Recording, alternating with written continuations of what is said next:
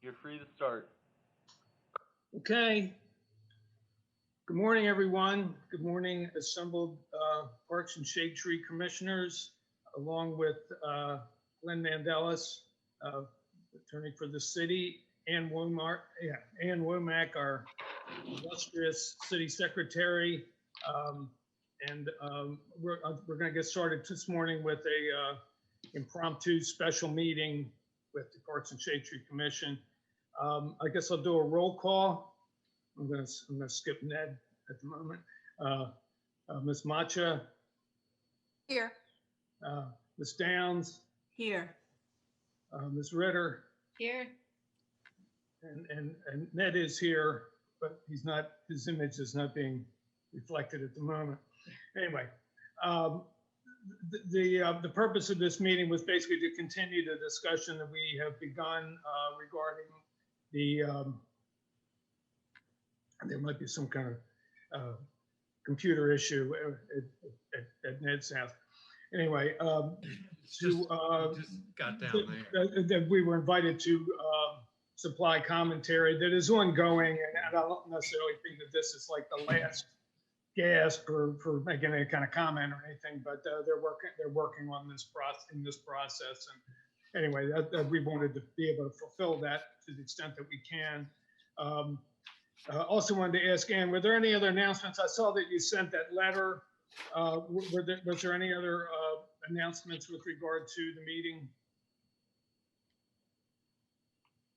Maybe we'll get back to this Ann. morning. Yeah.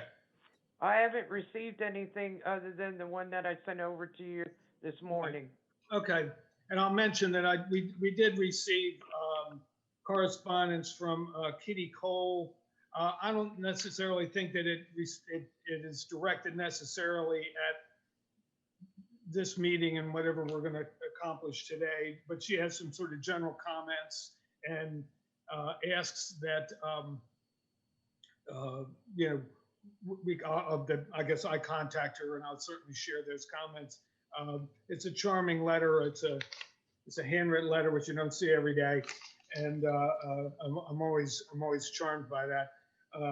She does make mention of one thing that I've never heard before or heard said before, where years ago she says Rehoboth was designated where the pine meets the brine. Is that not great? I mean, I think I want to get that copyrighted and make T-shirts. That's just a great statement. Anyway, but I'm just going to mention that we did receive some correspondence, but I don't think it's. I have heard that slogan before, possibly from Kitty Cole, but Yeah, right. Yeah, I have heard that. I'll send the proceeds to her, but anyway, that's a great line, boy. That's good. So anyway, I just want to continue the discussion, and I just want to say I'm not trying to put any kind of pressure or anything, but it's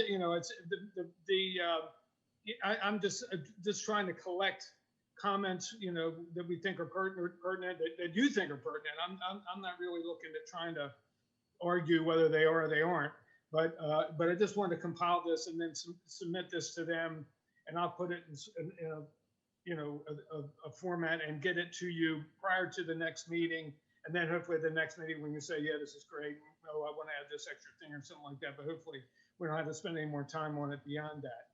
So I did send out over the weekend some comments that I made, basically a general comment which really concerns the criteria. I'm a, I guess, somewhat firm believer in being able to measure, the success or the activity of a certain, activity, just to be able to measure something, I think is helpful. So, and to have stated goals and so forth. And that's why I've been somewhat concerned about, the activities that the city has, undertaken in order to try to protect trees. But at the same time, it's hard to see how that works or how we're doing and so forth. I mean, we can take aerial photos and all kinds of stuff, but I think, anecdotally, it seems like we're certainly losing trees because of the development in town and so forth. And, obviously trees grow and trees get taller and all that. So that, it works in two directions.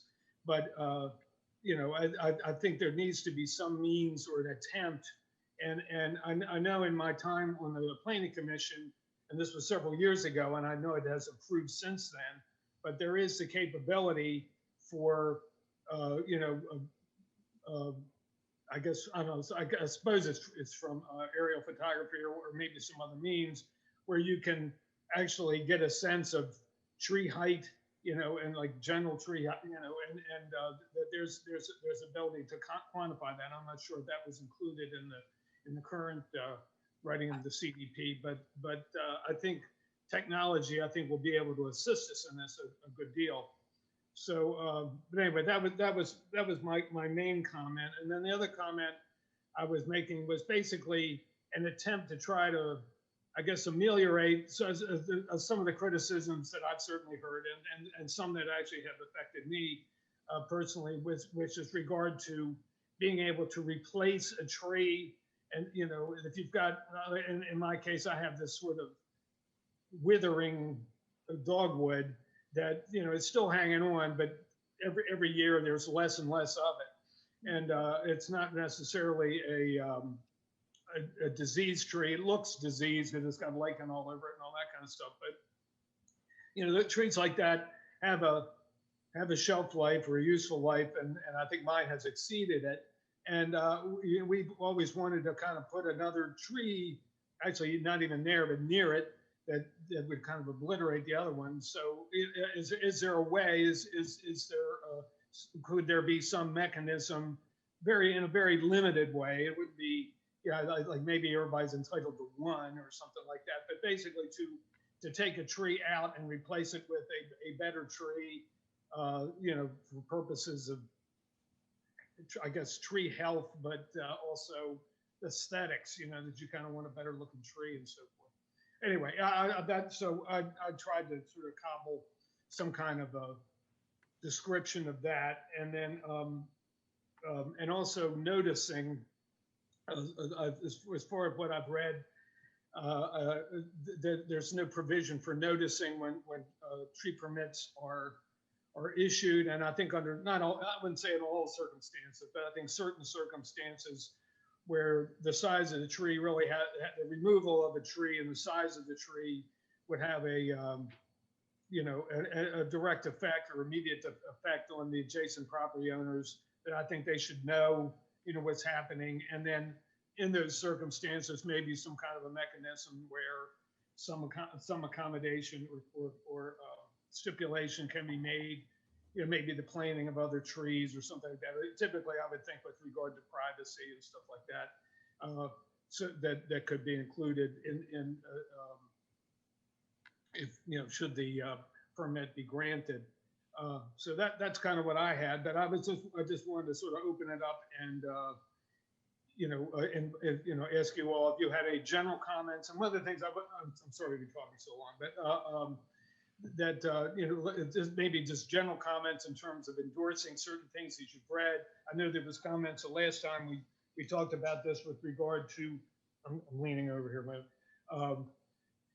the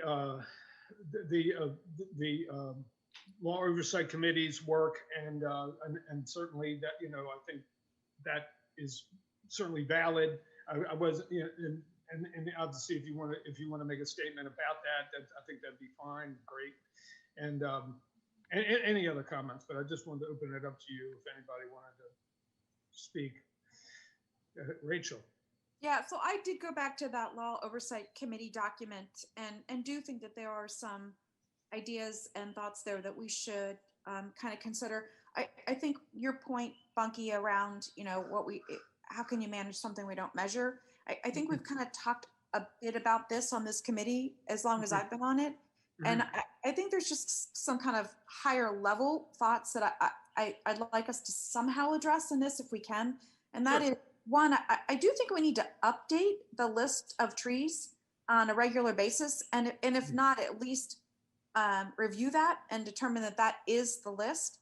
because I do think that there are some trees that we talk about that are invasive and that we would rather see people use. But we aren't real clear about that at times. And so if we can be more clear about that and update that list on a regular basis, I think that would help, right? Anyone that's going through this process. Yeah, I think there was in the earlier iteration of the ordinance, the list was part of the, part of the ordinance, and then that's a list got updated, then it kind of through the ordinance and having to be revised and so forth. I think there was an attempt, at least I'm not sure where it is currently. I don't believe it is, but that they just make reference to the list that the city arborist would have at hand and so forth and so on. But yeah, I think you're right. Just to have some kind of mechanism where, assuming the list is a living document that is being updated and added and amended, that we should just make reference to it, in the ordinance, that we adhere to that list, and the list is the list at the current time. So, But I'm sorry, just to go ahead. 1 second. I just think we should review and update that list annually. Maybe is really what we need to insert in there. As long as I've been on this committee, that list has never been updated. Yeah, I don't know. I'll ask Liz about that. I didn't think it was necessary for Liz to be taking part in this today, or maybe she should have. But anyway, we can. I can. Let me ask Liz how that works, and I'll. Can I just ask a question? Sure. Rachel, are there trees on the list that you're questioning? Like, could you just educate me a little bit? Because I don't know what it is that you think should be on the list. Or I noticed that crepe myrtles are not on the list, and I know that that's the most commonly planted tree, so I don't understand how people can keep planting them when they're not on the list. But other than that, I don't really understand what should be on the list, do you think, or shouldn't be on it if we did update it? Well, I mean, I think that's probably a Liz question, but I don't think it's that you can't plant crepe and myrtle, but I think for the tree plan, you have to ensure so many native trees. Yeah. Of that plantings design, I guess you'd say. Okay. Does that make sense? Yeah, but I'm just trying. Breaking up. I didn't understand that, or maybe I'm breaking up. No, if I broke up, I'm sorry. What I was saying was, on the list, it's a native list of trees that when you do your planting design, we have obviously some guidance around how many of those trees you must plant, but it doesn't mean that you can't plant crepe and myrtle. Additional crepe myrtle, yeah. Yeah, I think they're recommended. I think it's a recommended list. Katie is holding up the list. Okay, that's helpful because we can all read it. Yeah. No, I mean, it's a very long list. That's what I don't. I looked at the list and it's a very long list. So I didn't know what we should or should be concerned about putting on or taking off. So that's what I was asking about. If we did update it, what would we change? I think that's a question just to make sure that we've got the most recent list Liz recommends, because I have heard her comments. It's not a tree that I would recommend today, kind of thing. Right. Okay. Well, I'll tell you what. Let me talk to Liz and get the kind of lowdown on where it is. But that's certainly what I'll craft something to just try to address this issue, which is what's the list? Do we adhere to it? Updating it and so forth and so on. Let me if it's okay, I can do that, and then I'll share it with you, and we can make some further comments. But sure, that's fine. But I'm going to say the list. I'm going to say the list of the. As far as I know, I think it's acceptable trees or recommended trees. But I'll try to get the language right. It's approved residential trees, but I think one thing that Rachel is saying, and maybe I'm wrong, but I mean, I do think it would be helpful. I mean, we should probably know, like, the trees that like what is actually existing in the city and try to improve what the diversity and the diversity of species. Like, we don't want what happened, years and years and years ago around the United States of planting one variety of tree and then having a disease come through and wipe all those trees out. So, I mean, I think it would be helpful to have an inventory of what is here, and then Liz can more successfully update this list that Rachel is speaking of. Right. I mean, I think that I mean, it's a good list, but what Rachel is saying is that Liz does say, I wouldn't recommend some of these now. I mean, not so much anything that's on the list currently, but there were things on the list on a previous list. I mean, she's Right. updated this fairly recently. Okay. Now, is that something from the city or is that something from the state? This is something from the city. This is the City of Rehoboth Beach approved residential tree list. Okay. Katie, what's the date on that? Is there a date there? No, there is not, but you can pick these up at the at building and licensing. Okay. I should probably get that because the list I have has not been updated for quite a while. Yeah. I mean, I'm aware that the state issues certain things, with regard to either adding,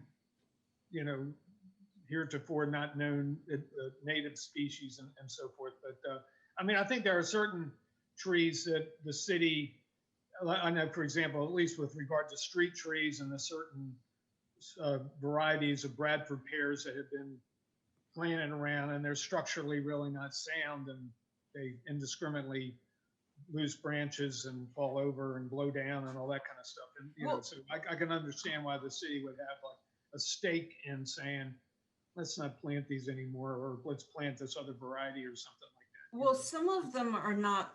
Some of them are on the state invasive tree species list, and Liz, Liz is well aware of those.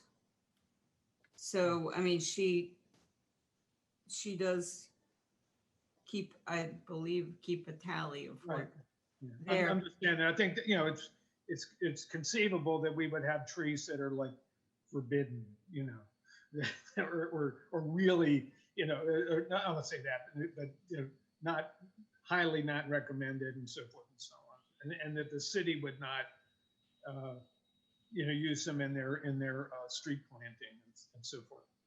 Okay, well, these are good comments, well, you kind of started this off, Rachel, talking about talking about this with regard to what the Law Oversight Committee. Were there other Law Oversight Committee items that you want to sort of focus or spotlight, or? I would also just come back to number 2, which is the mitigation. Right. And just, where we kind of set this fee of $600 a tree. And I think, Ned, you can jump in here, but I think we discussed this before, where we said, if someone wants to go ahead and pay for that mitigation, then, maybe they should. And then we just get the exceptions, of folks that don't want to follow through on that whole mitigation schedule. But it's a suggestion, I think, that we should think about. Are we saying about this, is that as a particular fee, or just the idea of it? Yeah, there was a particular fee that was set in that Law Oversight document. Right. It's number 2 under mitigation. Okay. Rachel, are you saying that it is the does the Law Oversight document specify that if you don't want to plant the trees, you just pay the $600? Or No. is there some stipulation that so like if you don't want to plant the 3 trees that need to go on your property, you just get to pay $600? Is that what? No, you still have to plant the 3 trees. Right. You still have to Okay. have the Can 3 move tree into minimum. place without going through the appeal process to us. Okay. Should the fee be higher? No, it shouldn't be a punishment. You know, I look back, this whole thing started because of the Burton property where they came and they clear cut those lots at the end of Columbia. And that was to stop that kind of thing. And then it turned into a 20-page ordinance. I'm not sure how many pages. And I mean, I think the goal should be no one should come in and be able to clear cut a piece of property. Right, right. That's how I look at it. And I just think it should be simple. It should be easily understood, because I know we have turned down very few people that wanted to take a tree down, but some of the trees we said they couldn't come down, they're down. So people will just ignore us if it's too complicated. Right, right. Well, how does and I'm just asking because I don't understand. How does the fee keep you from being able to clear cut a lot? Well, I think right now, if you get a building permit, every tree is mapped out. The building area is mapped out. And from that diagram, they can decide what tree are in the building area, and those trees can come down. The other trees can't come down unless there's a reason. Okay. Well, I mean- that brings up the thing that Liz was talking about at the last meeting, and which I think we should address, and that's that right now she reviews all of these plans and can make suggestions on all of the plans. But I think she said at the last meeting that the ordinance was proposing that it would only be trees in the setbacks that she would be able to make recommendations on. And I think it would be very important to keep it the way it is, because first of all, I think there are a lot of homeowners who would alter their plans a little bit to save a large tree. But I think it's in the city's interest that we know like what trees are coming down, not just in the setbacks, but that I don't know. I think that I think we should keep it the way it is. Well, I think the way it is now, if it's not in the setback, if it's in the buildable area, it can come down. Yeah, I mean, that's a given. You know, if you're going to build a house, what seems to have transpired over the years is, the property owners claim, and not to say that they're doing this unfaithfully, but that a tree that is not in the buildable area but near the house, and to what extent near the house, also has to come down because of building the foundation and so forth and so on. It's going to impact that, and the tree, either the tree's going to die anyway, or that they can't build it because the tree is there, even though once they build the house, the tree may not be affected, but you don't really know. So it's that argument, and it has always seemed, at least, that the homeowners sort of get their way on that. A tree that maybe you or I might look at and say, why the heck did they have to take that down? It came down, and it's usually for that kind of reason, that they couldn't get the equipment in, or there would be an inefficient way to build the foundation, so they had to take the tree out and so forth and so on. So there are certain, limits to that. And I think Liz has had over the years, some leeway with maybe singling out certain things, saying, hey, you can do it this way. I think most of the time, though, or at least from the conversations that I've had with her, it usually has to do with placing of the driveway or the sidewalk and things like that, that there's some flexibility. They really don't going to affect the building of the house so much, maybe mirror imaging it or flipping it one side to the other. But, generally speaking, it's kind of those kind of considerations, and maybe not so much, the impact around the more closely located trees next to where the house is going, even though it's outside the buildable area. So, you know, I'm sure it ends up being a negotiation in a lot of ways, and some of the property owners are, you know, more accepting of that, and others not so much. So it's, you know. I think even if some trees come down as a result of this, because we can't prevent people from building a house on on the property Right, that right. they own, Right, I still think it would be better for Liz to have the ability to review all those plans before those trees came down. Well, Because if we limit it to just the setbacks, you know, I just think I just think that's going in the wrong direction for the. right, but that enters into the whole mitigation. You know, that adds into mitigation. You know, those trees I think we're discussing in the immediate perimeter. Right. You know, so it's a consideration. So would the $600 fee then, would that be, so like if a tree came down because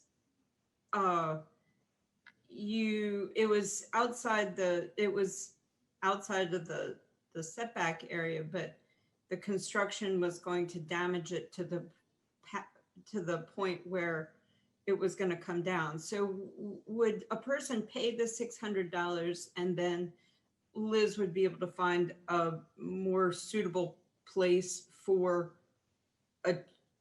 a tree someplace else in town? Is that what that basically $600 is for? Well, not really. I mean, in practicality, no. I mean, I think that was the original intention of the whole mitigation, part of the mitigation in the tree ordinance. But in practical matters, we run out of space to put trees. I mean, you know, clearly the idea was that you plant trees on your own property, you know, but, you know, let's say with a 50 by 100 square foot lot, you run out of room really quick. There just aren't that many places you can put a tree, you know.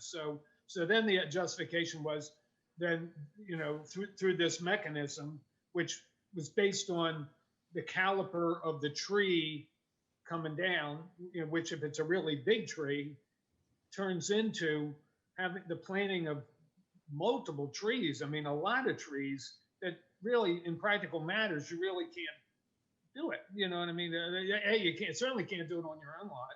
And then you sort of start running out of room where in town you can put it. So then the mitigation goes into a fund that supports the care and maintenance of trees. So, you know, you're cutting a tree down and hopefully you're benefiting a future tree or a tree in town or the general tree, universe in town. And I suppose that's a good thing, you know, and you know, not to say that the city doesn't maintain trees and isn't involved in that process. It's not just piling up in a bank account somewhere, you know. I mean, there is a bank account and it exists, and money is, you know, charged to that for those purposes and so forth. But that was the general idea, you know. But I think it's conceivable that if that part of the ordinance is reviewed, you might want to come up with a slightly different mechanism, similar to what you guys are talking about, or some other way to sort of calculate that, or to make it kind of make more sense in terms of practicality. You know, that instead of, because the way it worked now, I think it was like you know, if you have a giant tree which would have a caliper of, let's just say for practical matters, a 24-inch tree, you know, that's 8, you know, 3-inch caliber trees that you'd have to put somewhere else. And I'm just saying 8 is a lot, you know, and obviously you likely can't put it on your property, you know. So then what, you know? I think in practical terms, it probably makes sense to turn that into dollars instead of trees, you know. Well, as you can argue that, but I'm just saying that you know, there might be a more effective way that you know, we you know, I know what Ned is saying, there should be a punishment, but it really needs to be somewhat an inducement or a recognition that we're losing trees here. We got to somehow replace them and so forth. So that's the mechanism that you've set up. So, follow me. I'm sorry about that. I can give you some episodes with the mitigation because it's a total mess. That Okay. Originally, we had some cases where they had to supposedly put in 15 to 20 trees, and we were doing it about $300 a tree, and that was just ridiculous. So then we started putting, after it got to a certain point, just a flat fee. But that's not what it says in the tree ordinance. Right. Now, let me say this, it was a flat fee in terms of a limit? Yes. Once it got, so it was a cap, right? Yeah, because it would have cost some of these people $15,000, $20,000, some more than that. Okay.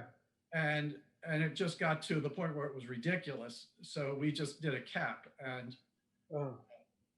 depending on how many trees had to come down. Okay. So do you have, what was it like 1 to 5 trees at $600, or 5 to 10 trees it's $1,000? It'd be up to a maximum of, right? Yeah, I think our top fee was $5,000 because some of these people had, and that still saved them a hell of a lot of money. Right. But that whole thing needs to be worked out and made much simpler. I will say that Tony Sharp, when she was on, builders would sign for the mitigation, and then the homeowner would end up getting the price for it. And he would say, hey, wait a minute, I didn't sign off on this. I didn't know anything about it, but the builder signed off on it. And so then they would come to us for mitigation. I think she changed it that the owner has to sign off before they get the building permit about the mitigation. And if they don't like it, then they come to us. And that made much more sense. Right. Thank you. But the mitigation, really, that part needs to be addressed, and it needs to be simple for the homeowner to understand. I don't really care what it is, but it just needs to be simple. Okay. Not this caliber and this size tree and this, that, and the other thing. They just need to be clear and simple. I agree. And that's what we were working towards before. Okay. The last year ago when we were working on these thoughts and ideas, the stream ordinance. Okay. Well, I think I have the sort of scope of this, and I'll put it in a. Well, I would just like to say one thing, and that's that you would have to take down an awful lot of trees to come up to $20,000. Well, honey, they took down a lot of trees because some of these lots were wooded, were vacant lots that were nothing had been taken down. Well, I had a client, and now years and years ago, that wanted to take down, it was like a 36 or 40-inch oak. I mean, they actually paid like $25,000 to take the tree down, paid that to the city. I mean, this was years and years ago when they first started doing stuff like this. And there were also small cottages that had lots of trees around them, and then someone bought it and tore the house down, and then all those trees had to come down because they were building a much bigger house. Yeah. But what's wrong with them paying for that? I don't understand why. We're the tree commission. What's wrong with that? Why shouldn't they pay to replace a small house and take down a whole bunch of trees? Because that's legally, that's where they can build their house. And you can't tell someone, oh, they can build the house because they don't have any trees, but you can't build your house because there are trees there. You can't do that. It's illegal. Well, it's the lot you bought. The lot That's you right. had trees on it. And the city law says you can build a certain size house with certain setbacks. And you can't tell someone they can't do that. Well, we're not. We're just saying if you want to take down all these trees to do it, you need to pay a fee. I don't understand why that's bad. Well, maybe $25,000 is a lot of money, but we don't have too many small properties left in town to take down. And we don't have very many trees left on the lots that are left. There just aren't that many. I'm somewhat confused though. You're paying mitigation on the trees that you're taking out as far as the buildable area? I thought it was beyond the buildable area. Am I wrong? Well, I think you can take, what is the buildable area? I think you have to submit your plan to the city, and any trees that are in the buildable area, they will let you take out. Right. Yeah. But it's beyond that. It's, I was gonna say, it's the near periphery. I think the other thing, Bunky, in that, I think the old tree ordinance, a tree is not protected if if it doesn't have a life expectancy of at least 15 years. Right. I mean, there's certain conditions, right? Yeah. Yeah. Right. So that's already kind of in there in a way. Right. Right, but now But- there is also that requirement as well for a new home that you have to have, one tree in the front, either left or right, that has a certain caliper. So there are some other rules that have been obviously decided upon as it relates to the trees. So yes, you can take them out for the buildable area, but if you still have to have something in the front Right. as it relates to some requirements there. I mean, there were considerations in order to make it look aesthetically pleasing, and to the extent that there are trees in the front of the lot that you can save, yeah, you ought to save them, that kind of thing. But Yeah, Katie, you probably know the rules better than any of us, I would think, with the work that you do. Yeah, I've never really understood. I mean, do you have to mitigate the trees that are within the buildable area? No. no, I think you do. I think you do. I thought you did. really? Hmm. I thought you did. I thought that was why I had to stuff so many trees on the properties. Yeah, you can take them down. The code allows for them to be removed if they're in the buildable area, but you still have to mitigate for them. Right. That's what I thought. So it's And that's why you have to plant so many trees on properties. Right. Okay, well, that clears it up. Well, it would also balance out any trees there.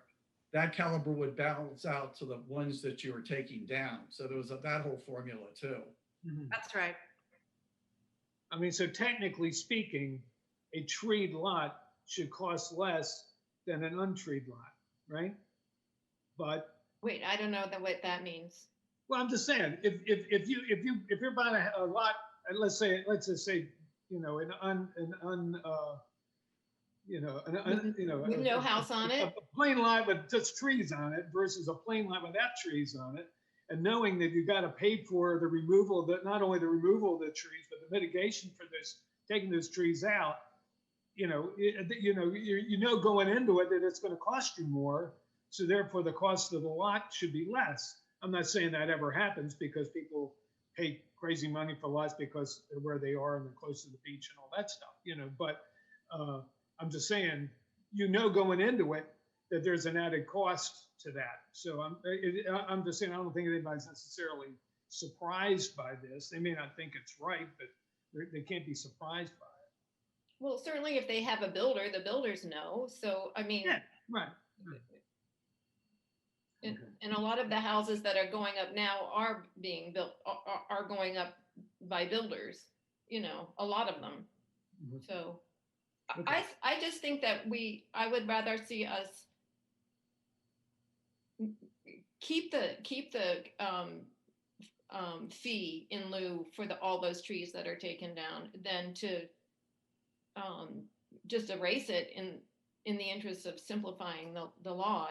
I think we need to make it hard to take trees down, or at least make it expensive enough that people will either pay or they won't take them down. That's the whole point of it. Right. I mean, I think it's true, but I think this is one of these situations where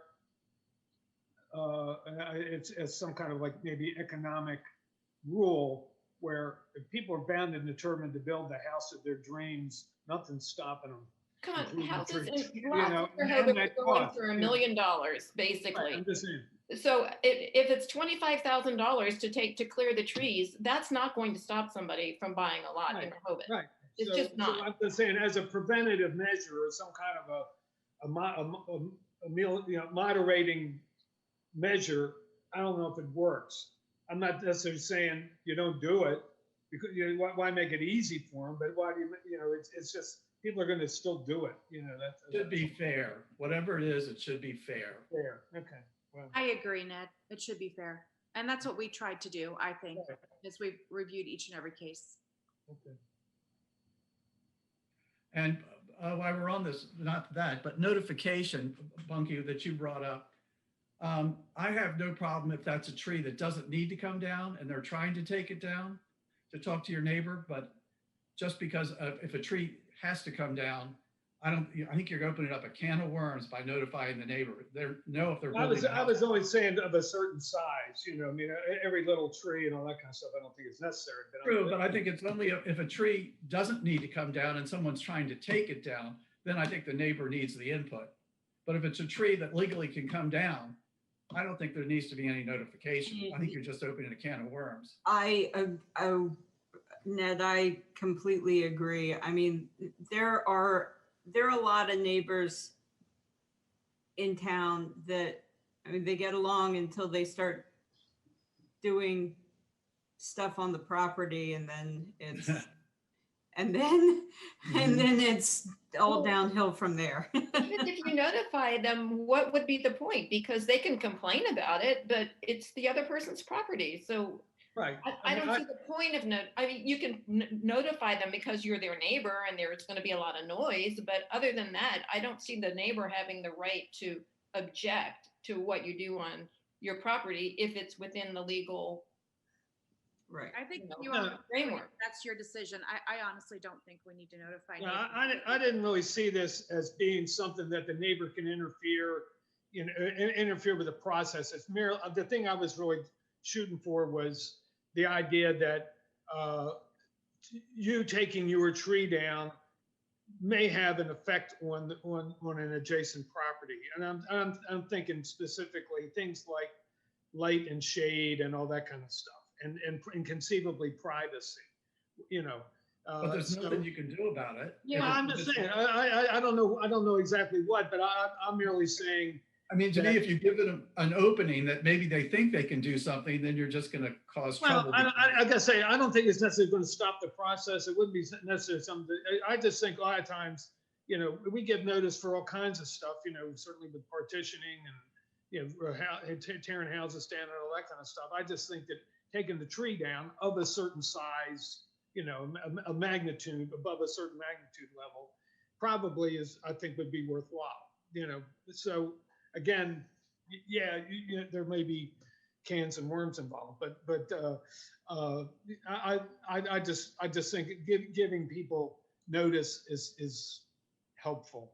You know, I was sort of looking at it at that level, and you know, I hark back to our times on the planning commission when, you know, somebody came before us, they're partitioning a lot, and we have the next door neighbor saying, it would be great if you did this, and the neighbor says, okay, I'll do that. You know, so it was just, it allowed that opportunity for, you know, making things better, making people aware of some aspect that they hadn't considered, and so forth and so on. Yeah, I think sure it can become acrimonious, but I think it's another regulation that's not necessarily needed, and it just would add. Again, I think whatever's written should be as short as possible and as simple as possible. I agree. I also agree with necessary good. I agree. I agree with Katie. I think when you get into notification and then you get into conversations or, you know, potentially even petitions with neighbors, it can go downhill really fast. You own the property, you own the trees on the property. I think you go through the process that we lay out from Rehoboth's, you know, requirements, and then go from there. Yeah, you permit and you do what you get permitted to do. I mean, to me, in this day and age, there are so many things that people, I mean, people seem to me to be very entitled. So, I mean, if you let them know that you're going to be taking trees down, your neighbor will feel entitled to be like, no, I don't want you to do that. And like Rachel was saying, they're going to start a petition, and you know, you can't take down your. It doesn't set any kind of thing in motion that is going to go against it. It's just a matter. I mean, that if I wouldn't do it, such that they can do it. Funky, I just wouldn't do it, honestly. I think it starts just to create fractioning and divisioning. That's what we don't want in Rehoboth. I think if you own the property, I mean, process. I'm just saying, it's for some people taking it down is the act of whatever, you know what I mean? I was trying to. They don't own the tree. If it's on your property, you need to, want to take it down and you have a plan for it, then you go through the process with Rehoboth to get that approval. Okay. If you get a tree permit, is it posted anywhere or is it just posted? It's just posted when you get it, You haven't up until it's been approved, nobody knows. And then it's posted and the tree comes down or whatever. What I was suggesting is when people apply, there's a notice, and way it typically is done. Again, the city notifies the adjacent neighbors. They send a letter out, that kind of thing. And the only thing it would change, the only thing it would really change is there would be sort of a waiting period of maybe a week or something like that. Now, obviously, if the tree comes down, it's an emergency or something that it wouldn't apply in a situation like this. But I'm just saying that notice would be provided for trees of a certain size. That's what I was looking at. Well, do we really want to make the city do extra work? I mean, it's our city. And, I mean, it's a collective thing, if people feel strongly about that or not. I mean, clearly I'm 4-1 here, against, but I mean, but I just saw it of knowing, if you knew, you could conceivably, exchange with your neighbor, hey, if you're going to take that tree down, which is okay if I put a tree on my side or you put a tree on your side, or I'm thinking really issues like privacy and shade, that kind of stuff. I understand, and see, you would be a good neighbor. I mean, the thing is, you're basing this off of the fact that you would be a nice neighbor who would think about stuff like that and not think, well, I'm going to protest this I'm going to walk around town and I'm going to get signatures from all the people that don't want, a big cryptomeria to come down. I mean, like, well, I mean, it depends, but I think a lot of times when we're getting I feel like we're getting off topic here, but why don't we raise that as one of the points? Like you said, we were just going to give them a bunch of the points, and I think we can raise it as a possible point. I'm not sure. I think it's a good idea because I think it's different than partitioning a property where, in Rehoboth historically there have been all kinds of disputes over exact property lines and all kinds of stuff like that. I think a tree on your property that you get a permit for is a little different than something like partitioning, but we might as well just raise it as something for them to consider. But okay, well, how about this? Let me ask you this. Let me compile this, all right? And I wasn't intending to attribute this. I mean, unless you guys think, guys and gals, would think appropriate. But I would just say that we have a list of items that we say 3 of us like this and 2 of us didn't, that kind of thing, but just have it out there. And in this particular example, it would be 4 didn't like it, but 1 did, so and just let it go with that. Cause all I'm trying to do is just to get recommendations. If we had any ideas, to get it to them, and that's what I hope to achieve here. So, but I get it. I understand. And I think it's obviously they're going to hash it out. If it ever gets to the point of being an ordinance or something like that, they're really going to hash it out. Everybody else in the brother's going to hash it out. But I just wanted to kind of put it out there. But yeah, I understand. And it's, God is in the details and is how the thing's fleshed out and that kind of stuff. But I just kind of felt notice was a good idea under certain circumstances, and this was one of those circumstances.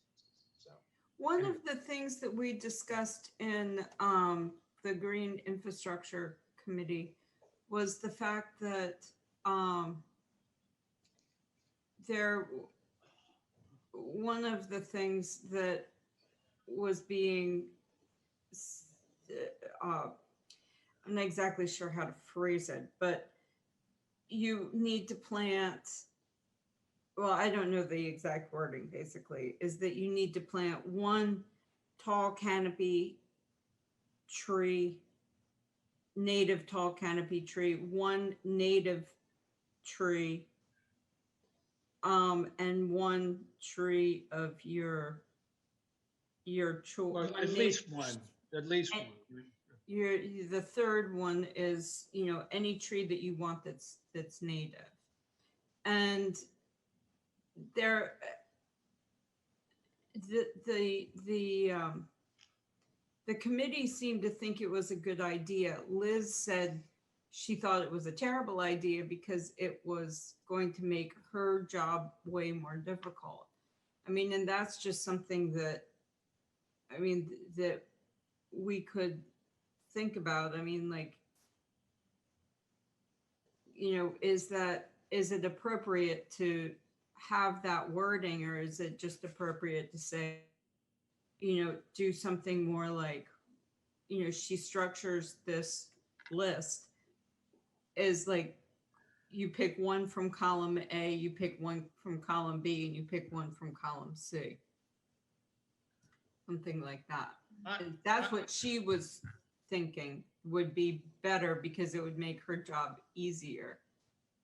I think it would be a lot clearer for homeowners as well, because it would take out like, oh, is this a tall enough canopy or not? And, it would just take the confusion out of it, just to have, you have to have one of these, and one of these. That I think makes it much simpler. Or why don't you leave it up to the arborist to approve their planting plan? Well, that's what. That way I'm sorry, go ahead. Yeah, go ahead, Katie. No, I mean, she said that, the wording already is in there that you need to, your 3 trees need to be from this list. And she said she always gets plans that are not accurate. Like she said, 99% of the plans that come through are not from this list. And so I agree. She should just have the right to be able to look at it. But she was suggesting doing something, either just keeping it the way it is, like you were saying, Ned, or to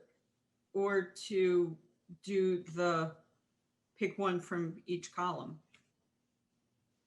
And then, she wouldn't have to keep going back to homeowners and saying, or builders and saying, okay, well, you need to revise the plan and have more plans come in and out. So anyway. Can I jump in here real quick? We have a time constraint because Rachel's going to have to leave at 11. And I'm sorry to cut you off, Katie, but Let me just say this. If that was the Green Infrastructure Group, let that be that could be their recommendation and not ours. I don't think I want to go there with that, if that's okay. I mean, not that it's not a valid thing, but I just think I kind of prefer they hash it out and we don't hash it out. But I just want to get back to Rachel. Did you have anything else that you want to talk about? Because we may continue after you're gone here, but did you have anything? I know I passed along the Law Oversight Committee document. I mean, there were 10 things on that list. I just think we should kind of think about those and see if those are ideas that we want to incorporate as well. Just a lot of work had been done on that, and then sure, absolutely. The previous committee had also spent a lot of time on that as well. So I'll mention to you, I had a conversation with Susan Gay over the weekend, and she's informed me about something that I really wasn't aware of. But they have the notes to the Law Oversight Committee back at its inception, and there was quite a bit of work that was done then. I don't know when, what the timing of it was and everything, but through the process and some of the changes of personnel on the committee, I think the thought was to kind of simplify it and kind of pare it down. But there was quite a bit of thought and recommendations involved in addition to the final report that they issued. And all that is being part of the body of documents that they're going to be looking at. So, I mean, I think we said before, I will duly note that the committee, felt strongly about, us, that we felt strongly about the recommendations that they made and so forth. And I think that'll be part of what we have here. So, do you feel that's adequate or? Yeah, that's great. Yeah. Okay. Yep. I got it on my list here. When you got to go, you got to go. But I just want to make sure you had that. Are you okay with that, Katie? I mean, I don't know if I don't really have an opinion on when talking about one from column B, a kind of menu type of a thing, because I mean, I think it's helpful for people who sort of like don't really want to think about it, and I think unhelpful for people who do want to think about it, and they may have some kind of special thing or more inclined to have a particular species, and it really kind of depends from what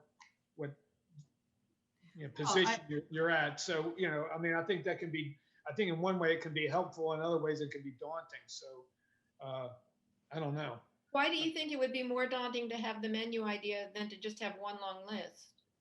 What if I've got, what if I'm a tree guy and I got kind of some special thing that I want to have?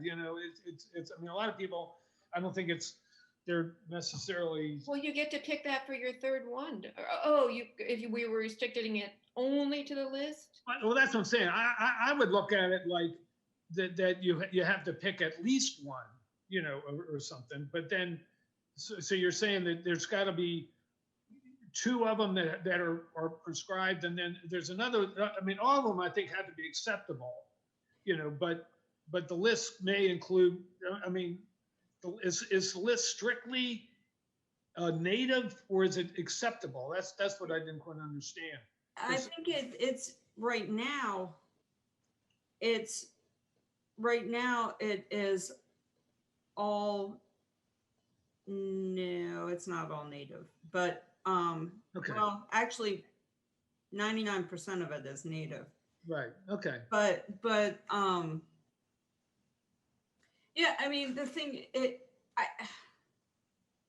I guess basically, I mean, that's fine. Leave it up to the Green Infrastructure Committee. That's perfectly fine. I mean, I'm just bringing it up as something that they were talking about because, I didn't know if anybody here had comments. Well,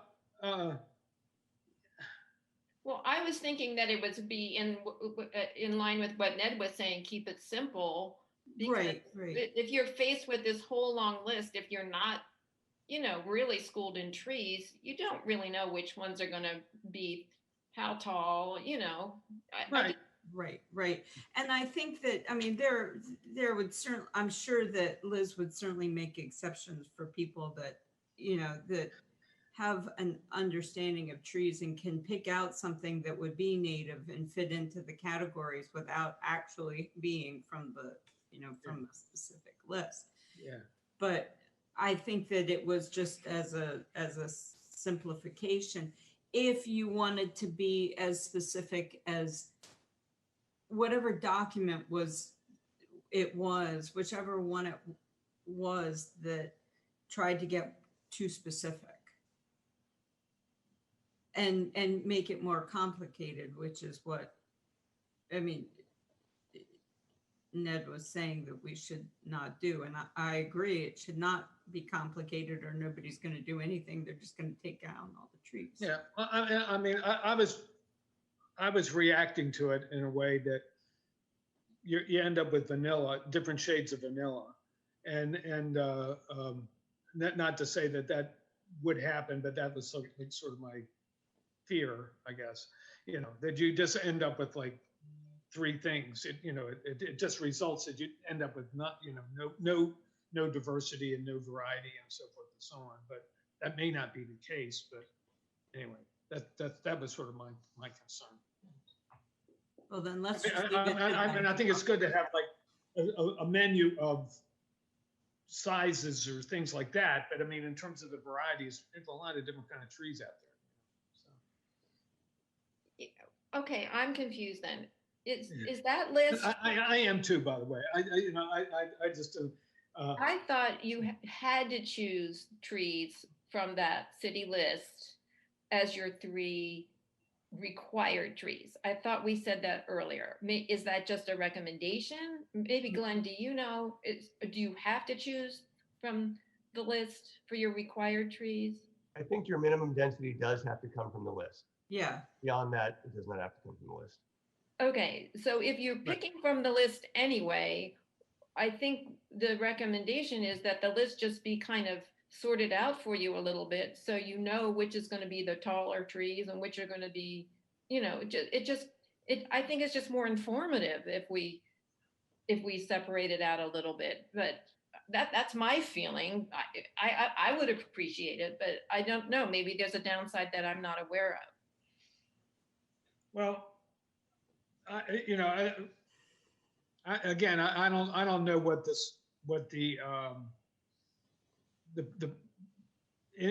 what the reality is, which is, does this mean that the large majority of houses that are built only have 3 trees? That the idea that putting trees in is a burden or whatever, or an inconvenience or whatever. And I don't know if that's true or not. I doubt it, but it might be. But anyway, but I'd like to know the answer to that question. So, if that is the case, then I think it really sort of limits the sort of diversity question, in terms of we just end up with a pin oak and a crepe myrtle and something else, that kind of thing. So that's sort of my concern. But again, I didn't necessarily want to go there, because let the green infrastructure people hash it out. But the other side too is, I don't make Liz's job hard, but at the same time, that shouldn't be the justification for not doing it. If we think it's a betterment for this, a better thing for the city, then it should be considered. So it gets confusing, right? I have a question. If you want to plant a tree that gets really big, its normal lifespan would be like worthy of 2 smaller trees. Can you do 1 big tree instead of the 3, or do you have to come up with the 3 trees? Because on some of these lots, by the time they've built everything and put in all their walkways, you're only going to get small trees. I just don't think there's room for big trees, given the size of some of the houses these days. Bingo. yeah, bingo. That exactly. I think I've been saying this till I'm like blue in the face. Like, if we want big trees, we got to make the houses smaller. Right. The setbacks or something. Or do something. But so anyway. But The answer to your question is that you have to have a minimum density of 3 trees. You can't choose a larger tree that would be, similar, or account for what 2 trees would do. So the current ordinance is 3 trees of the minimum caliper size.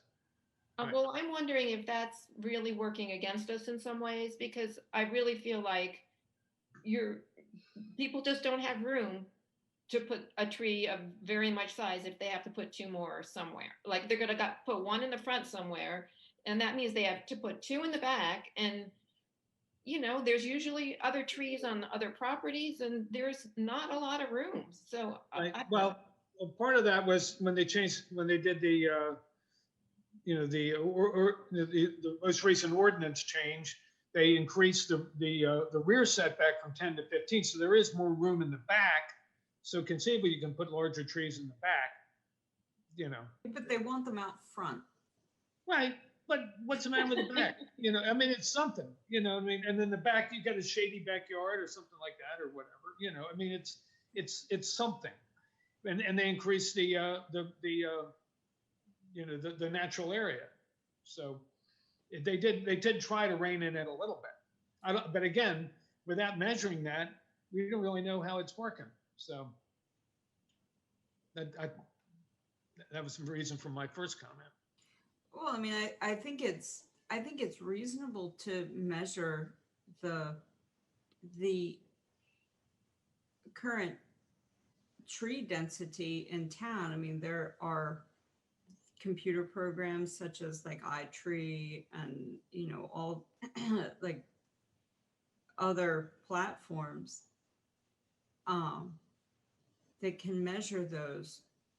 And I certainly don't have a problem with doing that. I mean, Okay, well, I right. think you're going to be setting yourself up for disappointment if you do the canopy thing. I mean, I think it should be done, right. but there are still a lot of houses, especially in South Rehoboth, small cottages that you know are going to come down, and really all over town. Right. So, you know, you're gonna set yourself up for disappointment, but I think it's a good thing to know. And probably more of the burden's going to have to go on street trees or in the parks. Right. It's going to be diminished in the residential areas because it's going to continue the way it's going unless Right. they make some other changes. Right.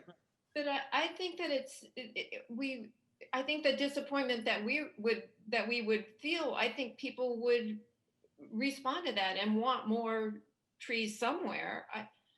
I don't know, maybe it's time to have some bump outs where we could have larger street trees or something like that. I mean, there are things that we could start thinking about to give trees, in front yard trees, allow for larger front yard trees. But I know a lot of the houses that are being built now, the front yard just isn't big enough for a very large tree in the front. You know, you're going to get a dogwood or a redbud or something like that. You're not going to get a large tree in the front. Like, You want to make that a recommendation?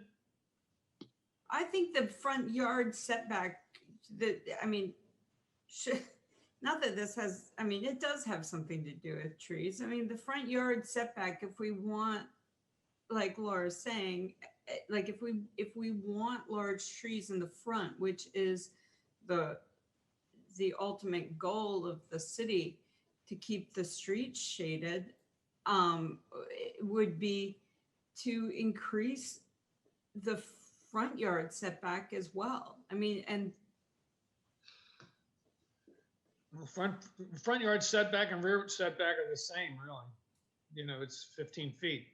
So you got you can 100-foot build lot. a porch. You got a 100-foot lot. You got a total of 30 feet of setback. You know, and then people stuff 70-foot a house in that space. You know, and then they build a front porch on the front that doesn't count. So Well, you also need a driveway for two Well, cars. And a walkway. yeah, right. So, I mean, you're right. They allow a big house footprint. You know, so but it used to be people didn't build them that big, but now they build them as big as they can possibly build them, or they have. Right. You know, there are exceptions, and I can point them out to you. But they, you know, people sometimes build a little less than what they have. But you're right. But I'm just saying, if you want to make that a recommendation. I do. Okay. Yeah. Well, I'm gonna make it. Yeah, I'm fine with it too. Yeah, me too. Smaller houses. Yay. And More work I can do. That whole thing about this, you know, change or try and readjust your house or lot, I think the city needs to give. And they shouldn't have to file for a variance to do something the city wants them to do. If they want to save a tree, the city should say, okay, well, we're going to let you, you know, change your setbacks to save that tree. But the homeowner doing the favor to the town, they shouldn't have to file for a variance and then probably get turned down. You know, there should be give and take where the city can say, okay, well, to save this tree, your setback's slightly different, or the driveway can be somewhere else or something. The city should give if they want the homeowner to. I totally agree. I agree totally too. agree. I think that's a really good point, that if you want to encourage something, you I've got to give something. Yeah, you have to give some incentives. Like if you are willing to save this tree, then we can work with you on something else. But I don't know whose Right. job that is. Is that Liz's job or building and licensing, or how does Well, I that guess it would work? be up to the city to give her or a group of people the ability to do that, but there shouldn't be a fee involved in it. That's what I'm saying. They shouldn't have to file for a variance, which costs what, $1,000? I don't even know what it is. Yeah, Oh. I agree. So the only issue with that is that the state code sets up boards of adjustment, and boards of adjustment are the only body that's empowered to vary zoning laws. So you could write into the zoning code that should a person protect a tree of a certain size, then they can choose from this, or that relief, in some other area. But you can't give somebody like Liz just the discretion to say she can waive any zoning type law if they're going to protect a tree. So you'd have to either write in what sort of incentives you're going to give into the code, or they'd have to go to the Board of Adjustment for a variance. Now, the current code, tree code, does say that protection of a tree should be given weight in the consideration of a variance by the Board of Adjustment. I've never seen it where that's actually played into the Board of Adjustment's decisions, but there is a provision that says that. Still got to go, but presumably they'll. Well, I think that's a good idea, but I don't think they should have to pay a fee since they're trying to do it, Right. everyone. My point is that you could write into the zoning code, if a person protects a tree of 12, 15, 20 inch caliper or whatever it is, then the front yard setback shall be reduced by a certain number, or this. So if you say specifically what relief is going to be granted, you can write that into the code. You just can't give Liz a blanket authority to grant variances of whatever seems to make sense in that particular case. It has to be the Board of Adjustment. Understood. I mean, Well, Glenn, is it possible to just waive the the Board of Adjustment fee in cases of preserving trees? Yes. Yeah. I mean, you could write that into the zoning code. That if, Well, there you go. Then you would preserve the Board of Adjustment's role, and we wouldn't be, going around, and then the people wouldn't have to pay. That sounds like, I mean, the Board of Adjustment can make that adjustment. That's what their job is. right. Yeah. Well, the whole point of the fee is to offset the administrative cost for having a hearing and all that, and that's Okay, but this doesn't come up very often, and I think the city can afford to at least try it out, because it would encourage people to at least try some of these things. I think it would be worth trying. Well, I don't understand. I'm kind of missing, like, what do you say? Give me an example of something where the setback would be altered because you have a tree. Usually you need more setback to have a tree, not less setback. You know what I mean? Well, it means say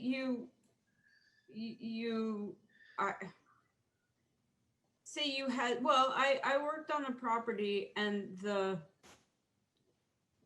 was this big, beautiful, go ahead. I'm sorry, Glenn. I was going to say, for example, there's a large tree in the buildable area, right?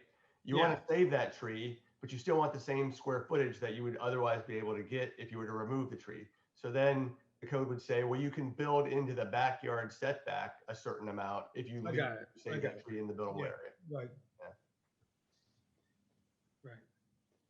So you're really, you're making your setback non-rectangular. Right. You're displacing a portion of this, Yeah, in the interest of preserving a tree. Like I think like you're offsetting, right? You want to have more. If you give up more of your front setback, but you take it out of your rear setback, so it's like a net, right? Right, and then you might get larger front yards. You might get, I mean, that would then produce a smaller backyard, but I mean, I just. Here's where I would think you would have to notify your neighbor. Yes, you can notify your neighbor.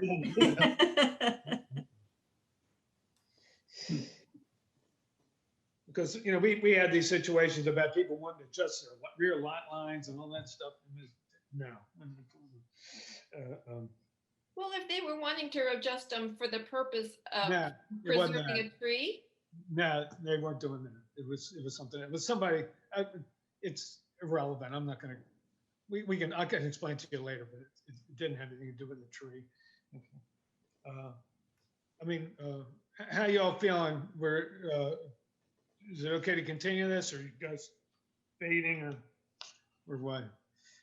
Well, I'm gonna need to go. I need to go Right, okay. pretty soon. I mean, do you think we covered this reasonably well? I mean, did you have any other things you wanted to? The only talk thing about? I have to say is I totally support the Hoyt Decker version. And also one thing in there I really like is a line tree can count towards your number of trees, because a lot of those line trees are the biggest ones on the property. Right, right. And I think that was a very good thing that they put into that thing. But I basically support that one. It's simple, it's short, it covers pretty much everything. Maybe with some tweaking, it could be a good foundation to start. Okay. My final word. It has to work. I mean, somebody gets to count it, right? Yes, I think either, I'm not sure, I can't remember. Yeah, whatever, but it's like two people don't get to count it.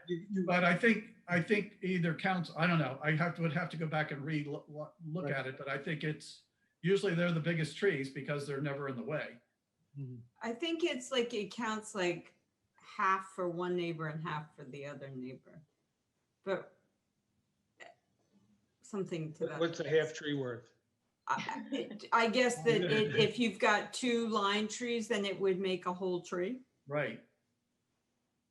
I mean, it would make one whole tree. Yeah, okay, it could equal a whole tree.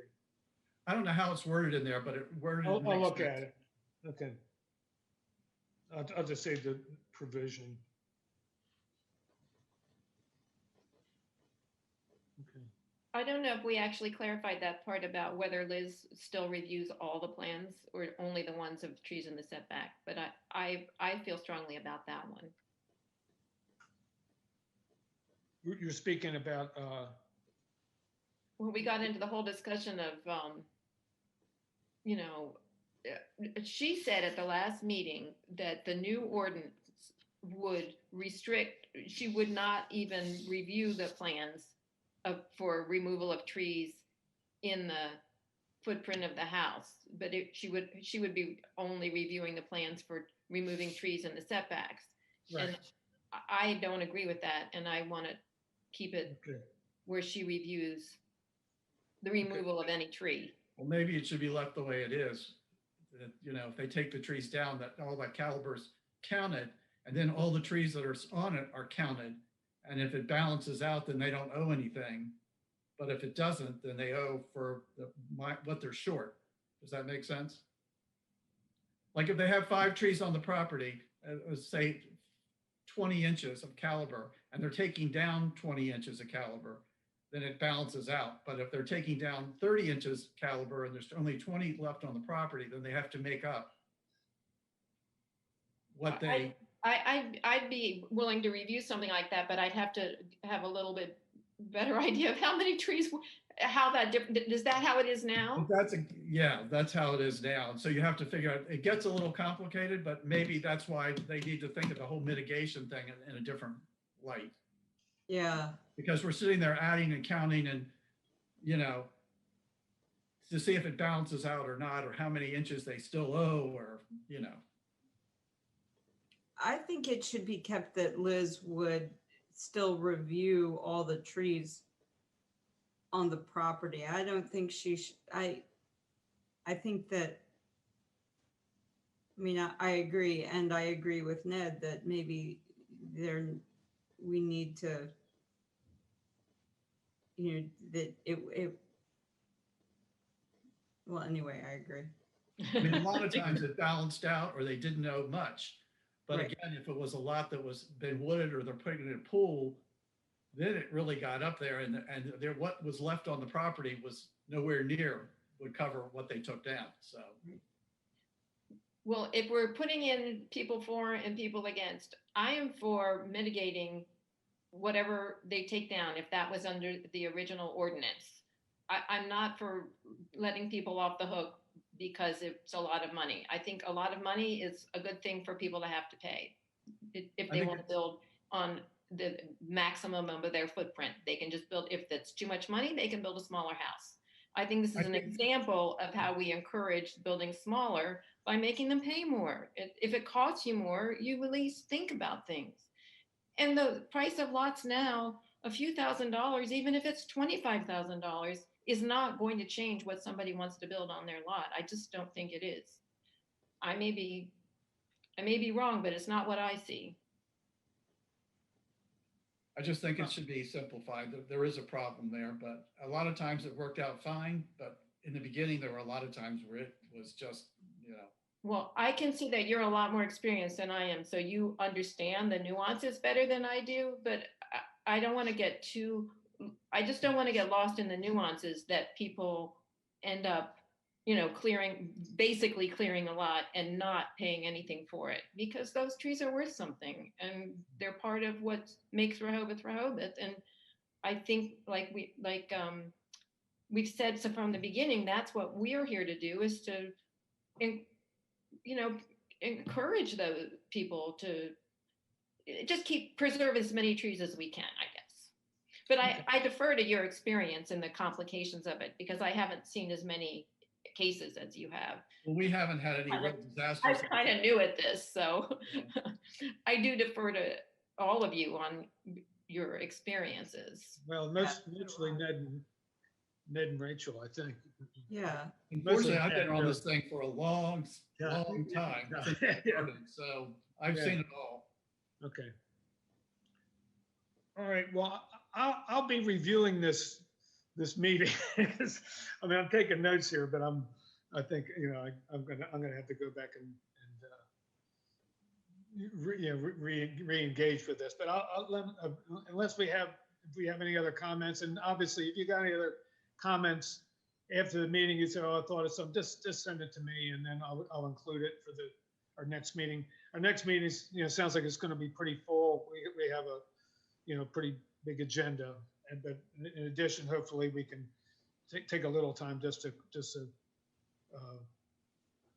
nuance this thing, maybe if we have to, and then maybe some final things we can approve it with changes or something like that. I think that's what I'm hoping to accomplish, if that's okay. Are we meeting virtually, or are we meeting?